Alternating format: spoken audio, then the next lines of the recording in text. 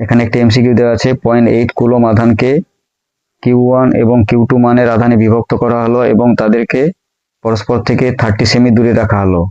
Q1 আধানের উপর বলের মান সর্বোচ্চ হবে যখন option A Q1 = Q2 = 0.4 coulomb, option B Q1 = 0.8 coulomb, Q2 নগণ্য, অপশন সি Q1 নগণ্য, Q2 = 0.8 coulomb, option D Q1 = 0.2 coulomb, Q2 = 0.6 coulomb.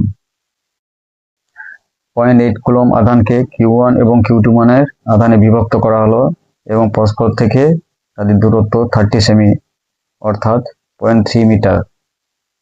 সুতরাং এক্ষেত্রে আমরা লিখতে পারি Q1 + Q2 = 0.8 বা Q2 = 0.8 - Q1। এই দুটো আধানের মধ্যে ক্রিয়াশীল বল F সমান লেখা যেতে পারে কুলম্বের সূত্র অনুযায়ী Q1 Q2/4πε0 0.3 স্কয়ার।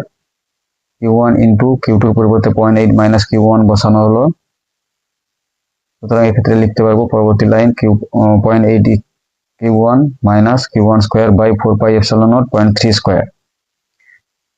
বল সর্বোচ্চ হবে যদি dF dQ1 = 0 হয়, অর্থাৎ Q1 এর সাপেক্ষে বলের প্রথম অবকল বা ফার্স্ট অর্ডার অবকল 0 হয়।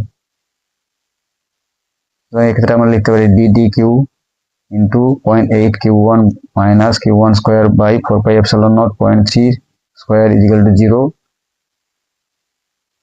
4πε0 0.3 তার হোল স্কয়ার, এটা ধ্রুবক হওয়ার জন্য এটা বাইরে বেরিয়ে চলে আসবে। সুতরাং আমরা যদি ডেরিভেটিভ করি উপরে